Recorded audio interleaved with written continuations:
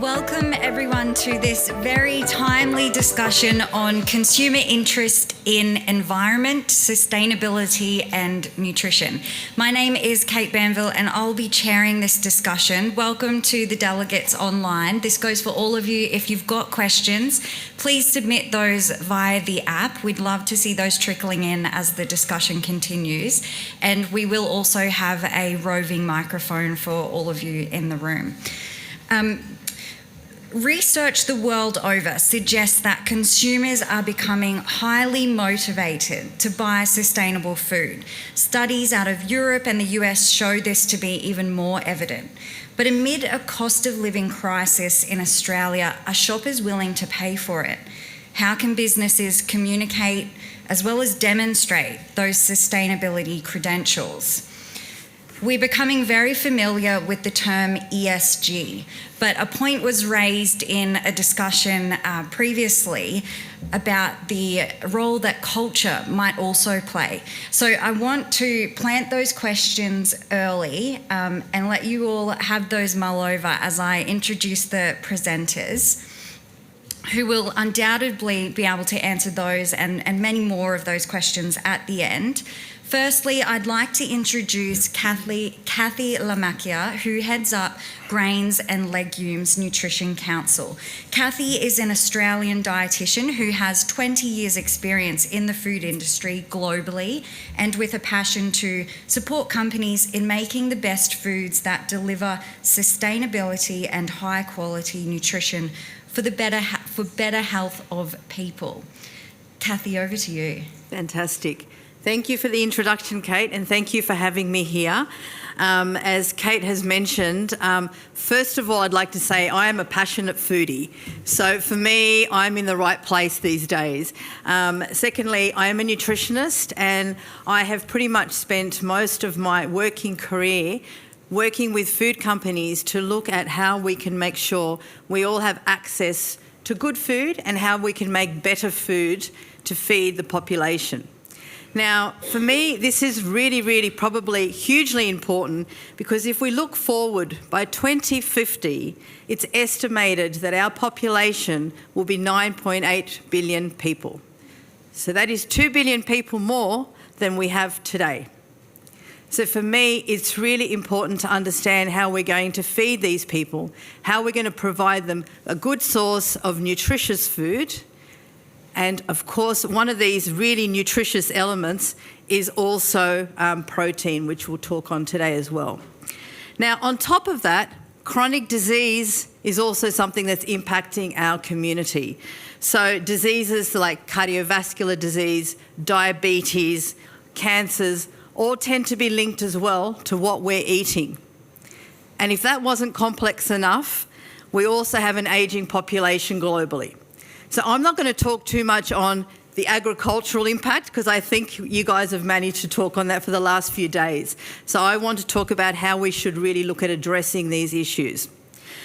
So obviously, one of the areas that we need to consider is that we are going to need more food. So to feed this number of people, 9.8 billion people, by 2050, we're needing 71% more food to be produced to be able to feed these people. So part of this is providing nutritious food and also about good sources of protein. Now, we all know that the protein sources we currently have is not enough alone to be able to feed the population moving forward. So I'd like to shamelessly steal a term from my CSIRO colleagues. I want to talk about complementary proteins. We need to look at how we can find additional protein sources to complement what we already currently have within our agricultural sector to feed the growing population.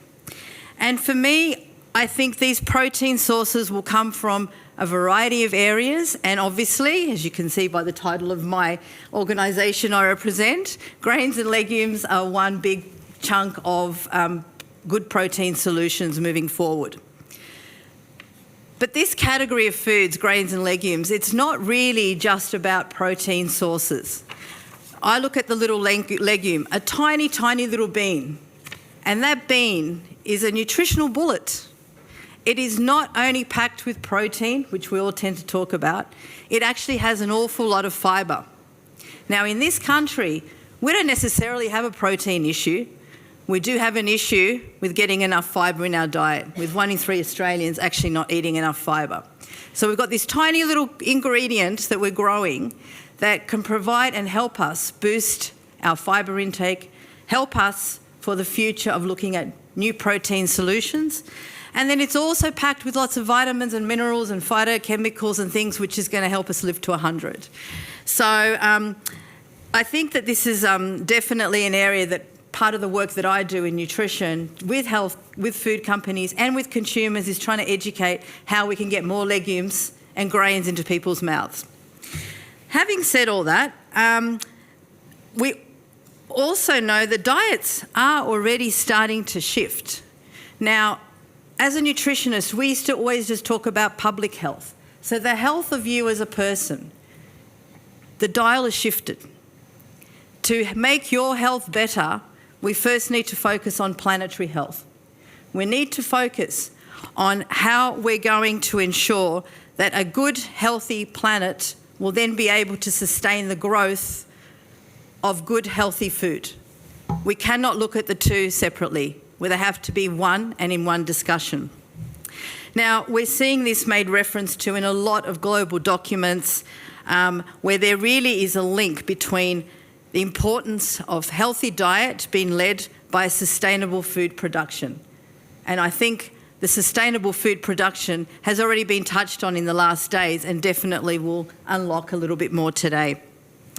Now, we are seeing globally that there is a shift in diets. Now, 1 in 3 Australians are actively reducing their meat intake, and according to the research, they say it's for 3 reasons. 1 is for nutrition, 1 is for animal welfare, and 1 is for sustainability. But I have to say there's a 4th one that I think is probably leading some of these shifts in a bigger way, and that is the cost of living. Now, I'm seeing a few heads shaking. I myself have 3 teenagers, and I can certainly say that to make my bolognese dinner go a little bit further, a couple of cans of chickpeas added to my mince does tend to make the meal go a little further. So I think that's something else that we really need to be aware of. Now, I think this isn't just a discussion that we're having locally. I think this is a discussion that's been had at a global level. We're starting to see a lot of governments shifting the way they're looking at protein sources, understanding that we cannot solely rely on the protein sources we currently have, and looking at ways that we can incorporate plant proteins into guidelines moving forward. So in particular, we see quite progressive countries like the Nordics, the Netherlands, Canada, where we're already starting to see a big shift in guidelines in this direction.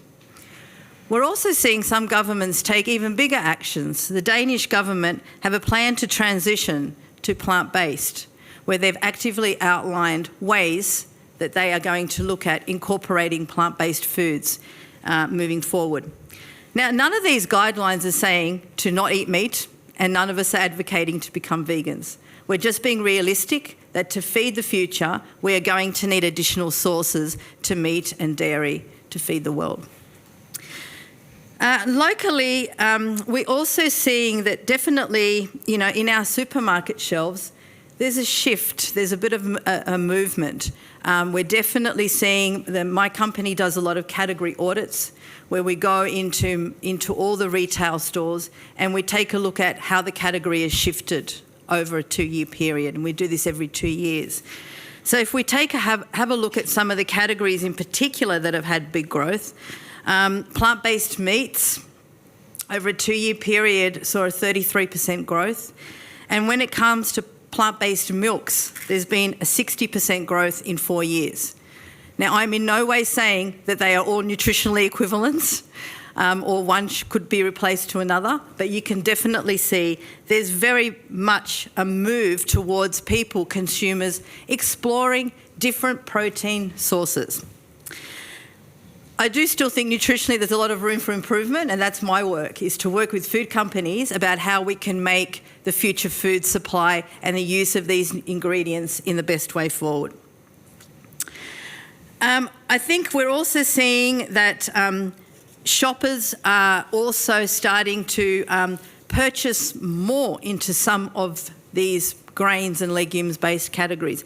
And probably one example that I can refer to is legumes. So currently in retail, legumes are being purchased 3 times more than the average of the general supermarket shop. I really put that down to economic reasons and the fact that people are starting to understand that they can potentially make their dollar go a little bit further with some of these foods. So I think that, I can talk forever on this topic area, but I really think, just to sort of set the scene, I think the dials are shifting. I think probably when we look at Grains and Legumes Nutrition Council and category audits that we do, whether we've recently done audits on the bread category, breakfast cereals category, flour category, and plant-based foods. Now, the 2 claims that are on almost every product in those categories are plant-based and sustainability. The plant-based one blows my brain because breakfast cereals always were plant-based, and so was bread, and definitely flour. But you can see that consumers have an interest in a particular term, and so companies are just putting it onto products. And the other one, though, is sustainability. Almost every company has a sustainability program, and almost every company has some claim on sustainability on their products.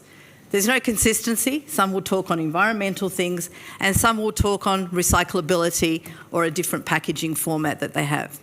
Now, all of this is driven because consumers are much more engaged, and in particular, younger consumers are much more engaged with what they're eating and where it's coming from. So I'm going to leave it there to allow my colleagues to continue the dialogue and focus more on sustainability and traceability of our ingredients. Thanks, Kathy. And we will have questions about that point that you made on standards versus marketing per se. The debate on meat versus plant-based is often polarising, and you've made a pretty convincing argument there that perhaps it should be reframed to additional protein, which is a great segue to our next speaker, who will not only speak about the nutritional aspects of red meat, but also the community perceptions and importance of transparency when communicating with consumers. Samantha Jameson's work at Meat and Livestock Australia focuses on all of those points. And before I throw to you, Samantha, we'll just play a video which is actually the first time anyone will get to see this new Meat and Livestock Australia video.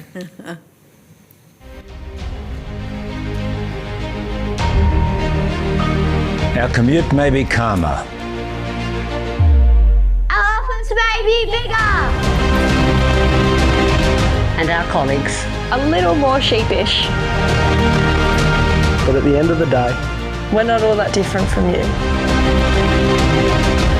we want a planet that's cared for, protected and nurtured, where animals live the good life. Happy and healthy. We may be hundreds or even thousands of kilometres away. But when it comes down to what really matters, we're right there with you. Australian red meat It's more than just good for you. And that's because we care.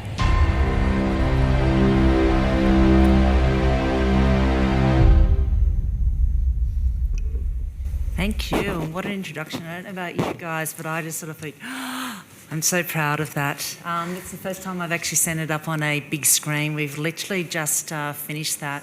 I'll give you a bit of insights as to why we've created this video, and it goes back to about 14 years of community sentiment research that we have been doing on the Australian community.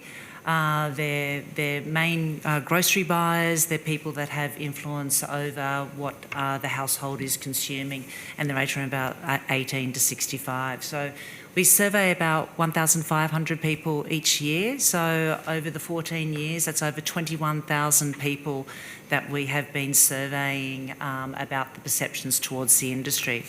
So the results that I'm just going to go through usually takes about 45 minutes. I'm going to really try to snap it into about 5 minutes of the key points. We first of all look at consumption. We ask people what sort of diet they adhere to, what do they consume, etc. And then we get into consumption around red meat. And we ask them about their red meat consumption over the past 12 months. Have they been increasing, decreasing, or keeping it the same? And I'm so pleased that, Kat, that you've actually read some of our research, because it is around 25 to 30% of people each year are saying that they have been reducing their red meat consumption. About 57%, the majority is keeping it the same. And pleasingly, there's about 15% that are saying that they're increasing their consumption. Now, Kath gave away a couple of little points as to why people are decreasing their consumption. And overwhelmingly, number one, 61% of the people that have said they're decreasing their red meat consumption. Can anyone have a little guess as to what that would be? Cost of living. Money, exactly. It's that cost of living. So that is the number one overwhelming reason as to why people are reducing their red meat consumption. But other reasons, as Kath mentioned, it's around health. Health is a really polarising topic for red meat consumption. And then it's environment, and then also animal welfare. So they're the reasons why people are decreasing their consumption. And those trends have changed throughout the 14 years or so, and just over the last couple of years, that cost of living one has just skyrocketed as to the main reason. But also, when we have a look at increasing consumption, can anyone think of like why they think people would be wanting to increase their red meat consumption? Yep, that's it. Gets into health. So when we've got a long list of reasons why people are thinking about why they're increasing, why they would want to increase their consumption, 88% of the reasons why people are saying they're increasing their consumption is due to a health reason, whether that is iron, protein levels, but they're all mainly health reasons. And then you've got also a percentage of people saying, well, I just like it. But overwhelmingly, it's health reasons why people are looking to increase their consumption. I've got all my notes here and they've just gone blank. Okay, so then we look at the confidence. We go through, well, we looked at consumption. Now we go through a range of different attributes around the red meat industry, and we look at the overall confidence that they have in the industry. And overwhelmingly, it is really positive perceptions towards the industry. A lot of our people in the industry, we're always listening to all the negative news that we hear, and we pick up on all of that. But the general community have a really positive perception towards the industry. 77% are saying that the red meat industry is vital to the Australian economy, and 72% are saying that it's really important for our regional jobs. So very important to the economy and also to jobs. When we get into sustainability, we ask them about, to you personally, how important do you see sustainability to your life?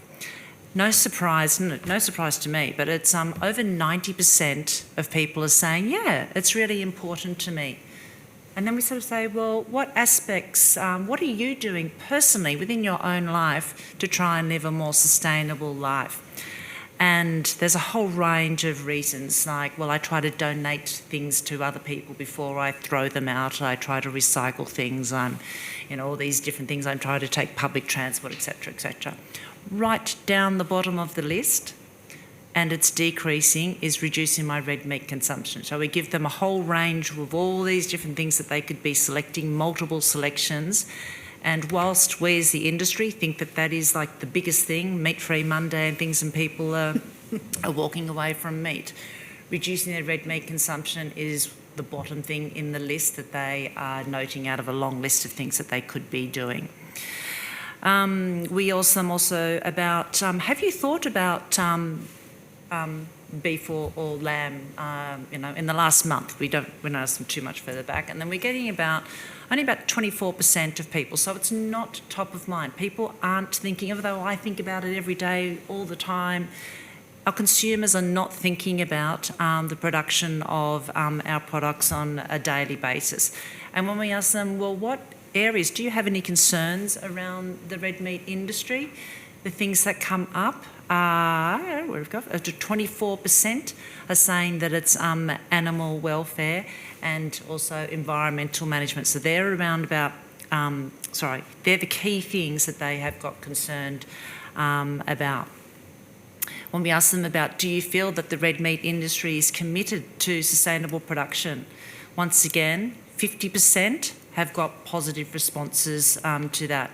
But whereas a real opportunity for us, we've got 36% are unsure. And then the remainder, which is a small percentage, I've got, don't think positively, but more than 50% are thinking that it's positive, with 36% of them being unsure. We then get into sustainability and we ask them, do you feel that cattle and sheep producers are raising animals humanely? 55% are in positive. Those that do research, the top two box in research, so 55% top two box. Once again, similar number, 34% of them are unsure.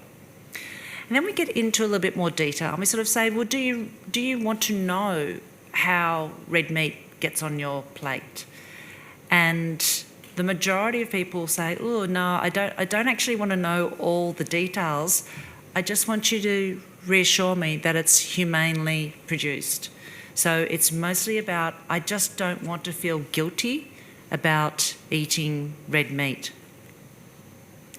When we ask you, do you have much knowledge of the red meat industry? And it's not a test or anything like that. We've got about 28% of people are saying, yeah, I feel like I've got some level of knowledge.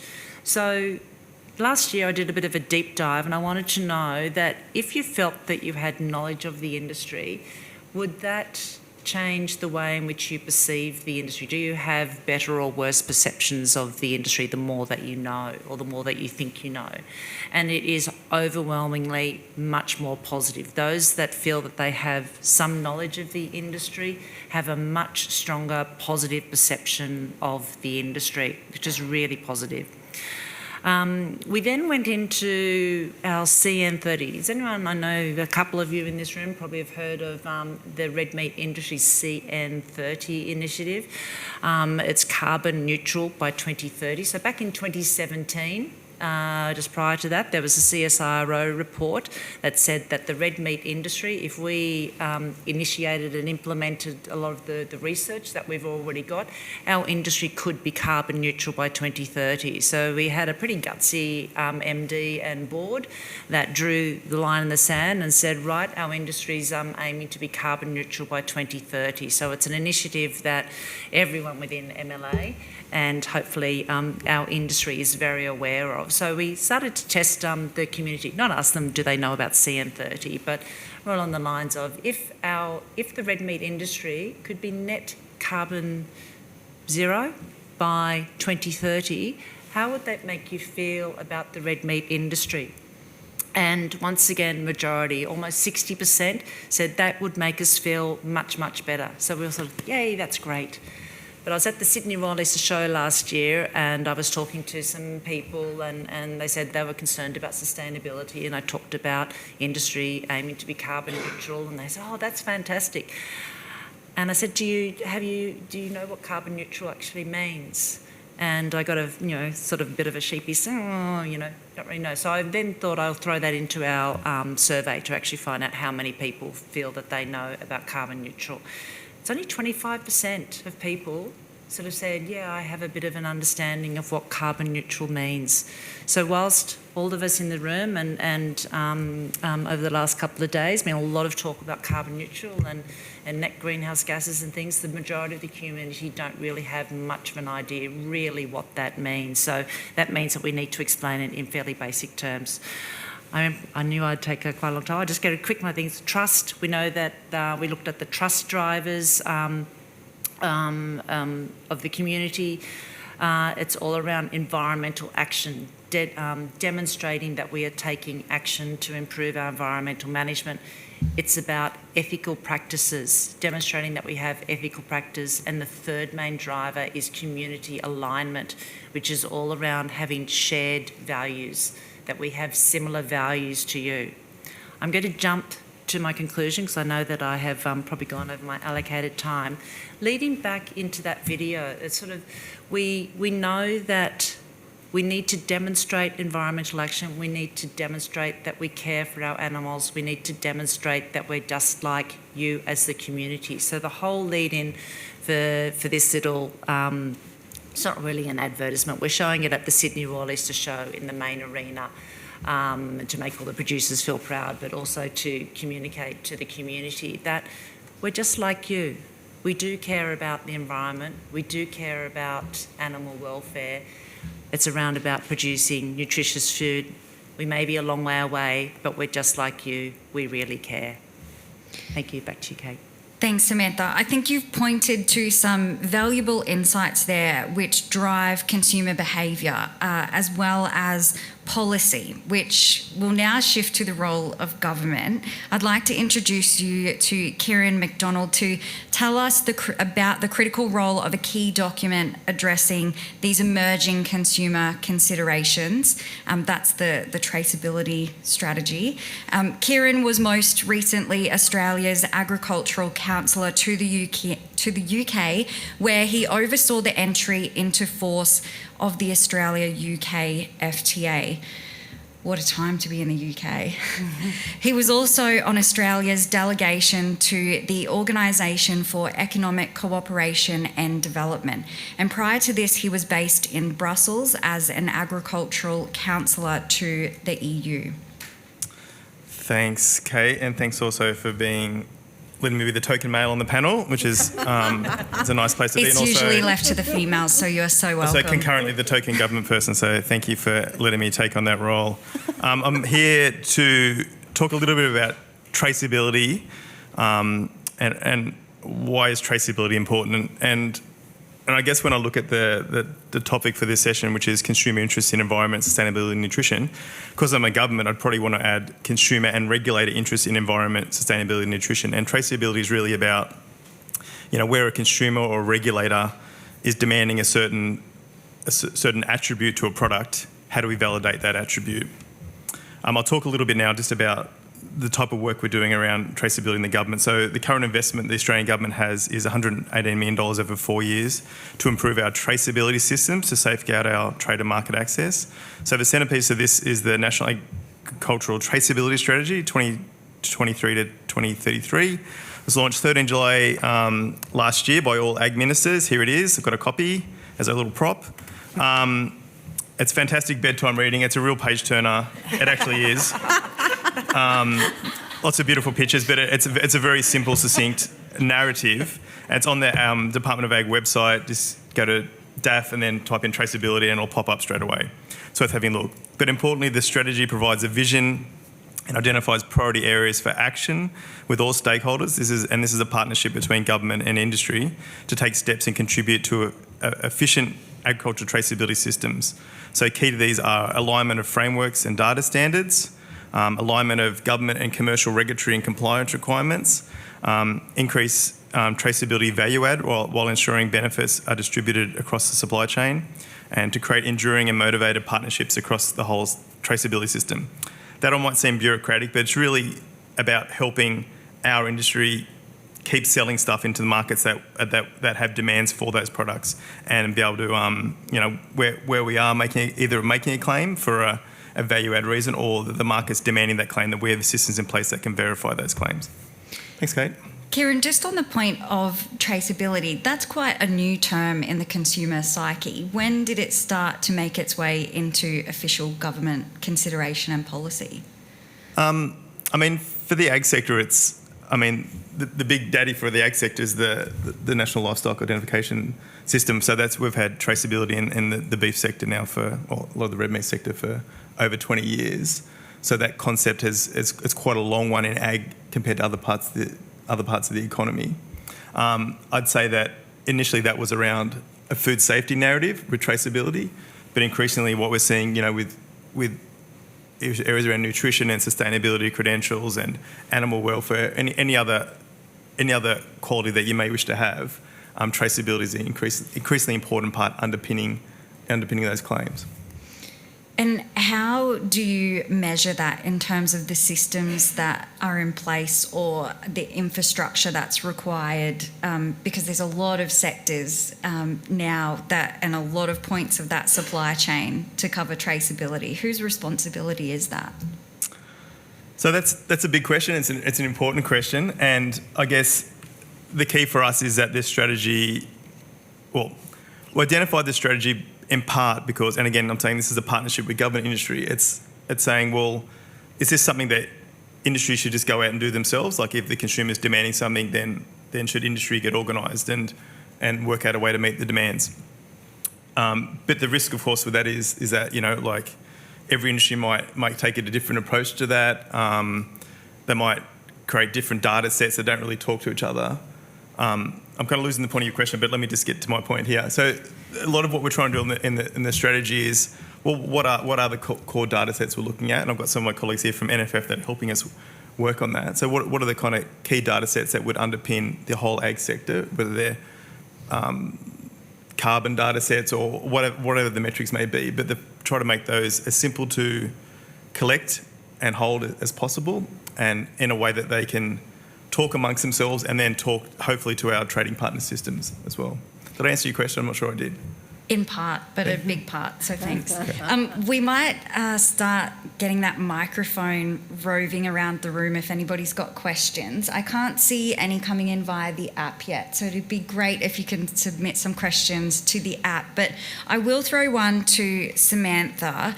You spoke about that gutsy commitment for carbon neutral by 2030. Can you give some insight as to how the industry plans to execute that commitment?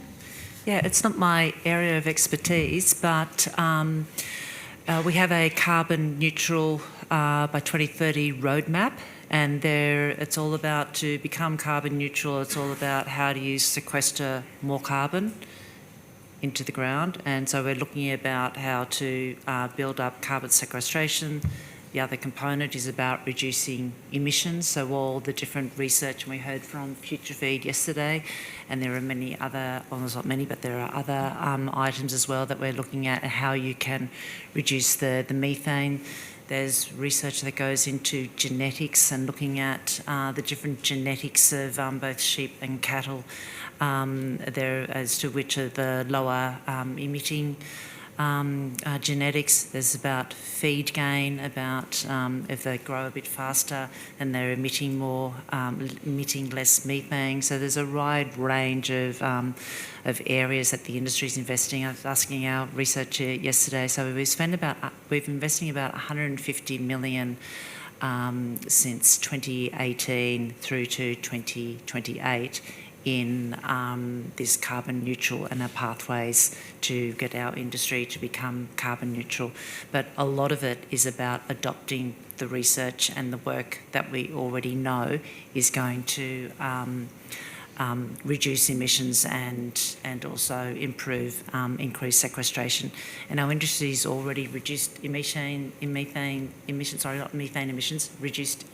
by 64% since base year of 2005. So there's already been a lot of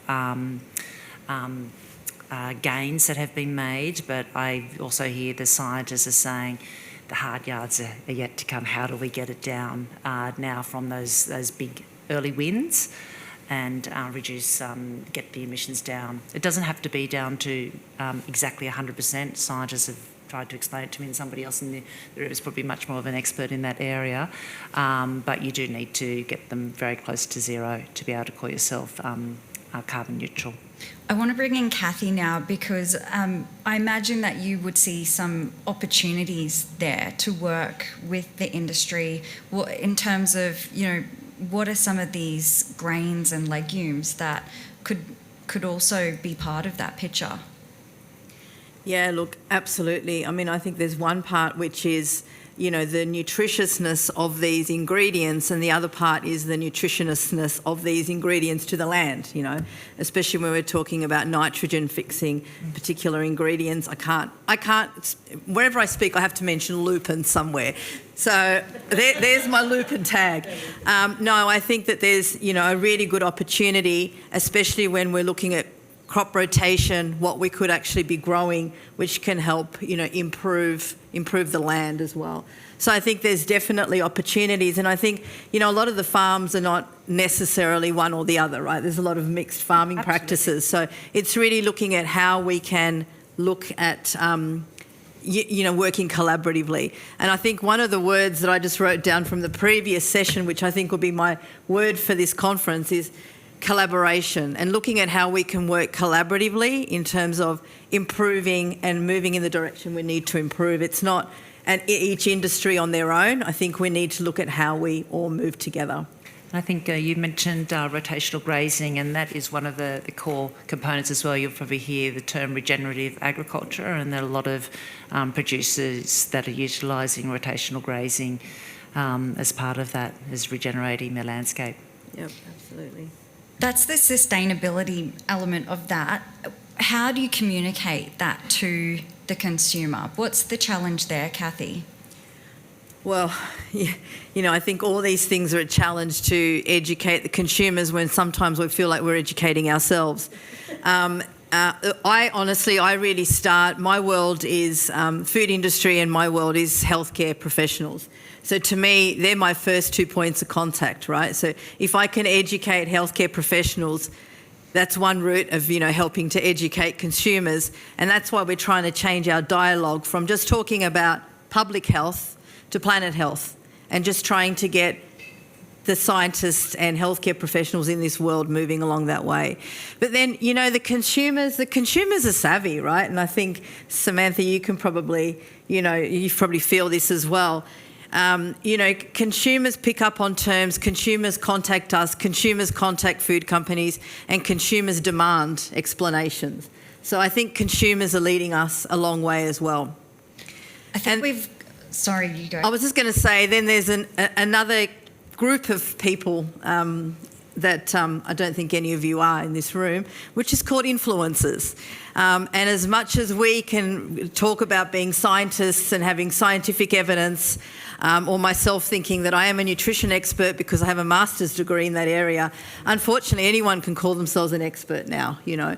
And the world of social media and the world of influencers is really taking over. So I think that's another big part of the role of probably what Sam does and I do, is trying to educate influencers, because unfortunately consumers love to follow influencers.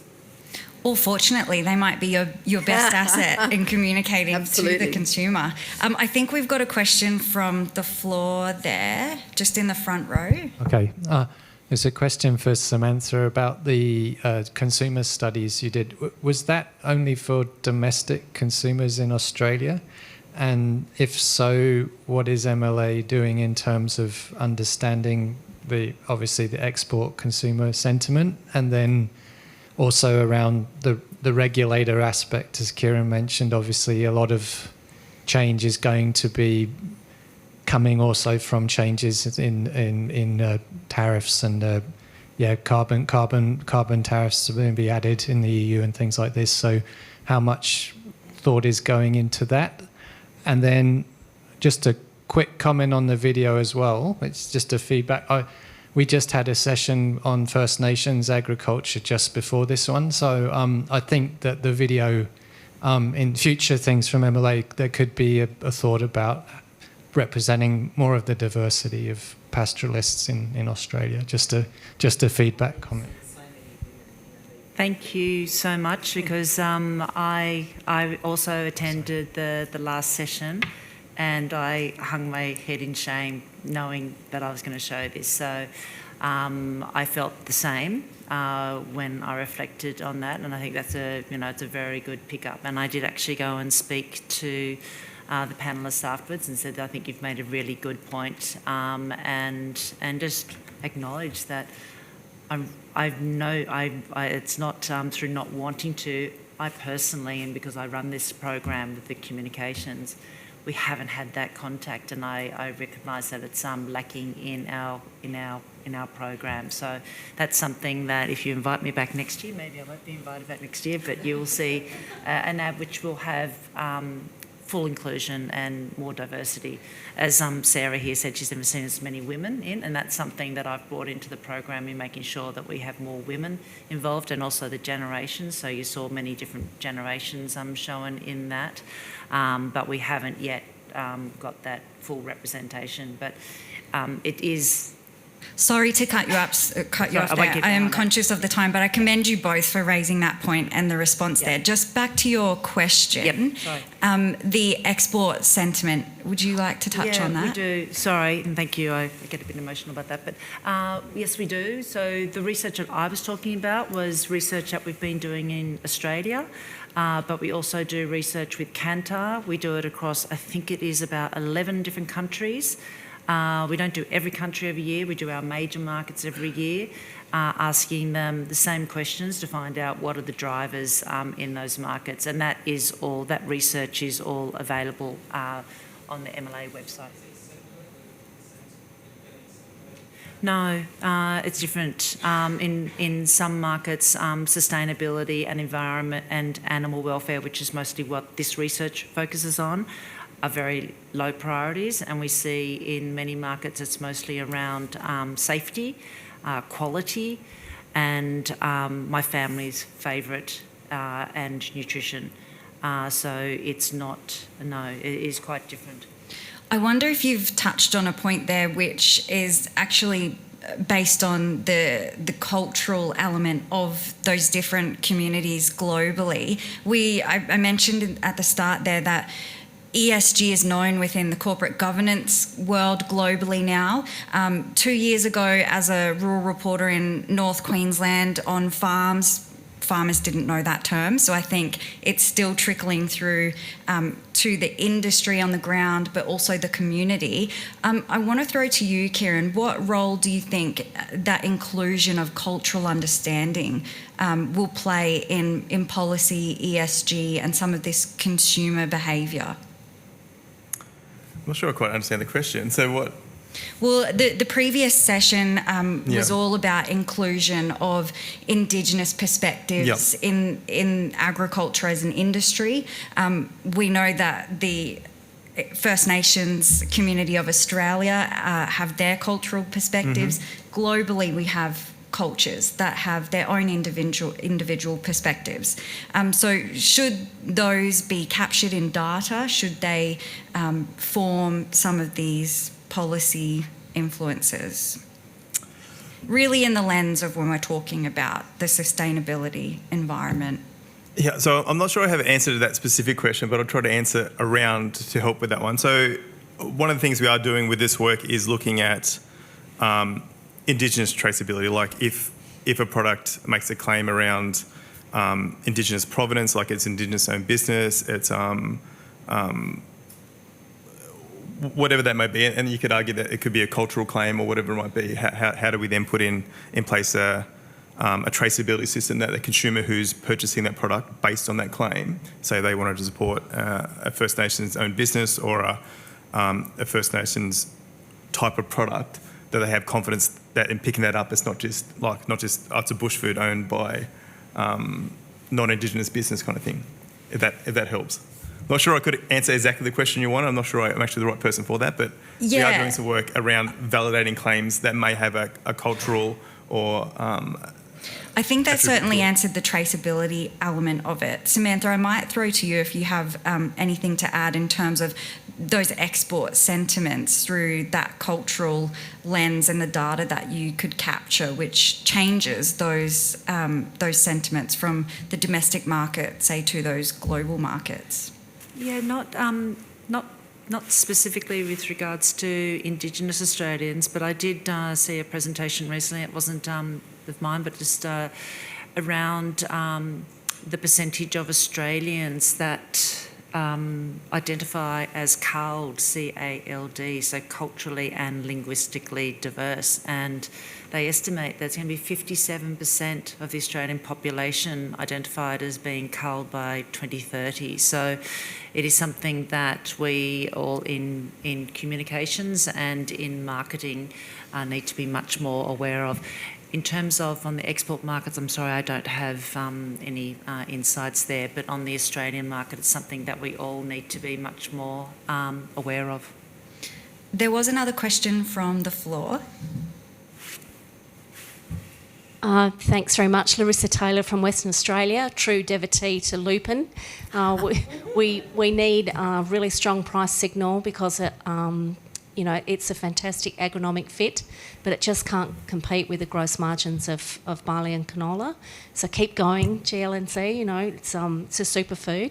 But it's a question for Kieran. Kieran, interested in your perspectives on science-based targets, particularly in the retail sector in the UK. What can you see coming back up the supply chain around science-based targets in food? Thanks. So in terms of targets, sorry, you might need the microphone back in case there's is that in terms of a certain kind of claim, like a carbon claim or a sustainability claim, or what aspect are you thinking about?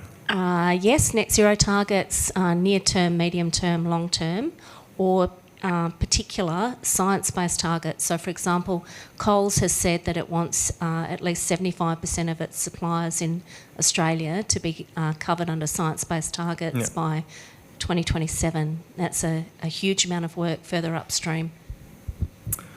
Yeah, so there's two parts to that. I suppose one, if retailers or the commercial side do set targets, there's not much we can really do about that. The market needs to either abandon them or respond in some way, and the only way to do that really is to have a data-driven solution to it. Like you need, if it's a carbon target, then you can't meet any target unless you can measure what you're doing and can demonstrate what you're doing to meet that target.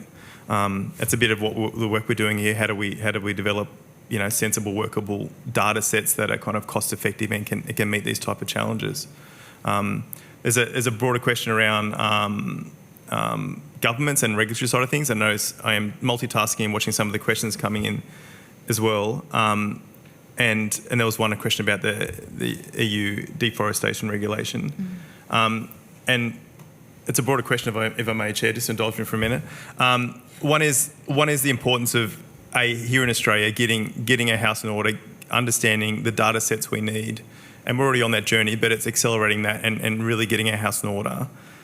The second part of that, which I think is as important, if not more important, is telling that story internationally. So if we have the world's best traceability systems, the world's best data sets, but every one of our trading partners comes up with a different metric they want to trade to their country, and every one of the customers in that country has a different data set, we're in a lot of trouble.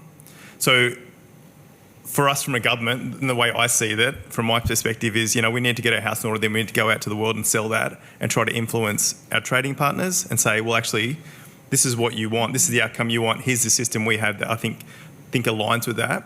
Could we work together to find a regulatory solution? And particularly in the multilateral world, can we go and influence the multilateral system so that the whole world standards can kind of work in a way that hopefully talks to Australian systems a bit better, but there is a harmonisation so that we're not having to deal with 100 different standards around the world, because we're going to get picked off and beaten by cost every time. So I think that hopefully answers your question. Kathy, I'd like to throw to you for a question about labelling and the increased focus we're seeing on the importance of that in telling those sustainability messages as well as nutritional. How do you consider our current laws on labelling? What would you like to see? Wow. Look, I think this is an issue that every country is facing in this space, right? So obviously, I've been living in Europe, in the Netherlands, for the last 12 plus years. And I can definitely say in Europe there's the same issues that we're facing here as the US is facing. Labelling is always an issue, in particular when we start looking at particular labelling tools that can help educate consumers. So in nutrition, whether it's, various health star ratings or Nutri-Scores or traffic light type systems, they're always fraught with a bit of danger, because you can't capture everything that you want to be able to reflect a true and equitable labelling system. And when it comes to sustainability, I think it's even harder, because to really do true sustainability labelling, you need a full life cycle analysis, which is really expensive. And then, of course, to the point Kieran was just raising, if globally we're all using different regulatory frameworks and we're using different data sets, it really becomes very difficult for international food companies to look at one model moving forward. So, I think it really is an issue. I know in Europe, the one thing the Europeans are trying to do is look at having one combined labelling system across the whole of Europe. So at least that's a start, so you've got a large body of data and a large regulatory group that are maintaining things in one way. So I think there's definitely still a lot of work to be done there. Yeah.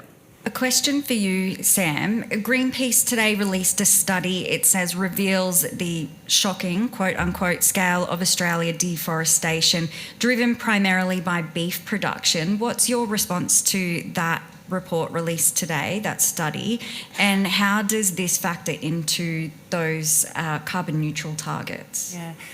Taking it a bit beyond my level of expertise, I think I'll be best probably not to comment on that, because I don't know the actual study that's come out today, and I'm not into the detail of that. So that's a fair point.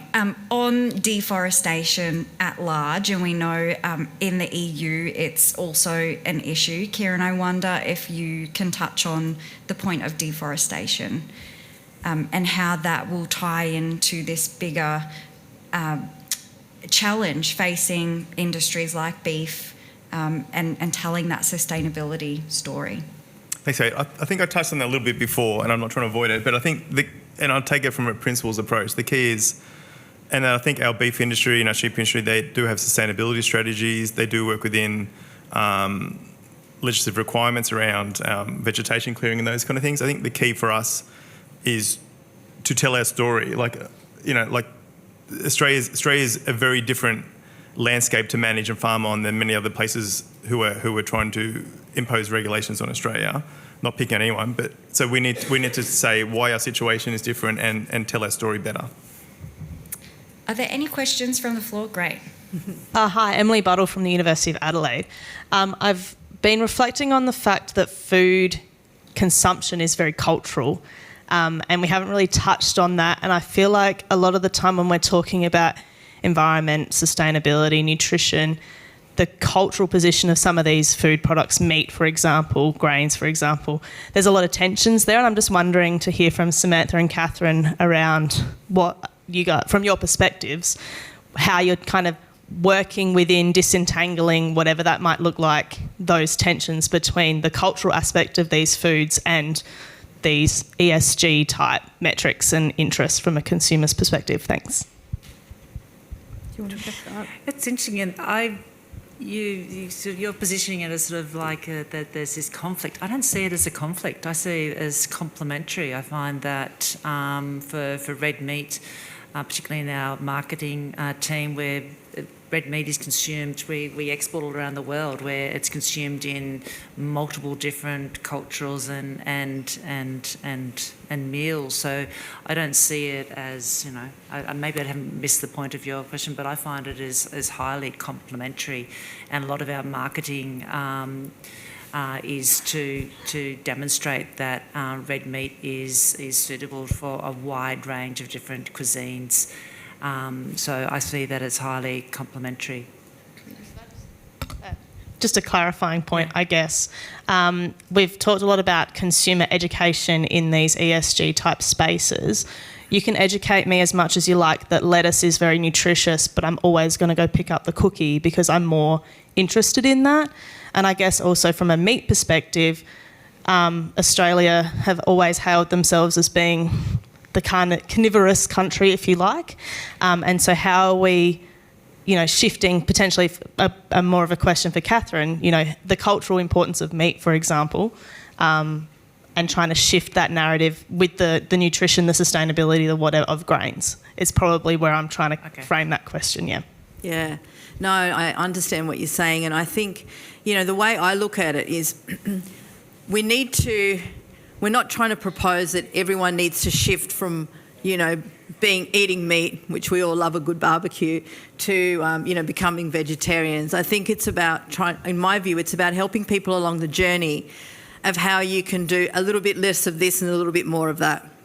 Now, I'll give you a couple of examples. So traditionally in Australia, and we've just done an audit of the legumes category in Australia. So I'm not going to talk dry pulses because they're decreasing, because we're all time poor, right? We have 30 minutes to cook a family dinner. That's it. So you've got to punch something out in 30 minutes. So canned becomes a real option. We basically sell 3 products in Australia. Baked beans, which we have on the shelf as an emergency. We have a can of red beans, which we throw in a chilli to make ourselves feel good. And we all have possibly some chickpeas in the cupboard, which we occasionally might throw in a salad. Now that's it, right? And most of our meal preparation starts with the meat and then what we're going to put around it. Now, I've been living in Europe. My husband's Southern Italian, and believe it or not, spaghetti bolognese is not something people eat for dinner, right? That's something Americans eat, and meatballs and spaghetti doesn't even exist in Italy. And generally, a lot of the meals there, 3/4 of your week is based on a legume and a pasta as the meal. And the weekends is all about the chunk of meat, it's the meat on the bone, it's the roast, it's the things like that. So I think a lot of it is cultural. And the one thing I'm really focusing on in Australia is we are a multicultural country, and every single culture has various meat dishes they do and various legume and grain dishes that they do. So we need to start sharing that dialogue around and educating each other on how we can combine, and a little bit of this and a little bit of that. So I don't think it's one or the other, it's how we can have them both on the table. And that's definitely something that I'm not the nutritionist, but we've got a couple of nutritionists that work within MLA, and that's definitely the role and the narrative that we have. It's around a healthy, balanced diet. And there's research out there that shows that you will consume many more vegetables if you've got a red meat included in there, or, a protein and meat source. So trying to get people to consume more fruit and veg is also about including red meat and sitting down and probably having a healthy, balanced meal. So I think that complementarity, and I like that you use that in your opening statements as well, it really is about balance. It's not about extremes. We've got another question from the floor. Is it working? Yeah. Hi, Penny from DAF. I have the privilege of working both with agriculture industry and with public health, and I find it interesting that when ag and industry talk about nutrition and sustainability, the conversation about meat versus complementary proteins always comes up. But when we talk to public health, it's a conversation about Australians' overconsumption of discretionary foods. And the CSIRO's diet report from last year showed that Australians are failing on the nutrition front, and it's not about meat versus tofu. We're drinking a lot of booze, eating a lot of chips and cake, and those, 30% of our diet is coming from discretionary foods, and those foods have a high carbon footprint. Yep. Do you think there's a disconnect between what industry is trying to sell and what people are buying? Kathy, we'll go to you first.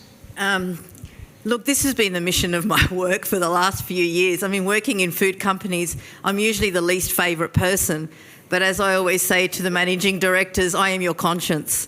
You can sleep at night because of me. And I totally agree with you. The reality is, as much as I would love to think that we all eat 3 meals a day, the reality is most, and especially the younger population, snack 8 times a day. So the world has shifted, and we need to look at how we shift with it. So even the work that we're doing, and I think it's the same whether you're in meat, dairy, or grains and legumes. It's about, in all of our categories, how we can try and make the snacking, the smaller meals of those categories, nutritious as well. I totally agree with you, and I think if we looked at the carbon footprint of discretionary foods, it's a big one to tackle. So I think, that's definitely an area that we continue to focus on. I think most nutritionists definitely focus on that area, and it is a harder one, right? Because unfortunately, fat and sugar sells. Oats don't sell as good as Cocoa Pops, for example. That's the reality. That's the human nature. And I think as a nutritionist, it's a constant battle you have. Every company I've worked for, I always push targets of how much of each we have so that we try and have a balance and try and make companies be accountable. So don't put the health star rating on your good foods and not on your bad foods. You either put it on everything or on nothing. That's a great note to end on. Sorry, Kathy. I'm just conscious that we've got another session, so I don't want to do the wrong thing by the next group. Thank you all for joining in this discussion. Please do come and approach the panellists if you've got further questions. Continue the conversation online with the hashtag ABESOutlook. And also this session, as well as all the sessions throughout the conference, will be available online, initially to registered delegates only, and then it will open up in a couple of months' time. Thank you all.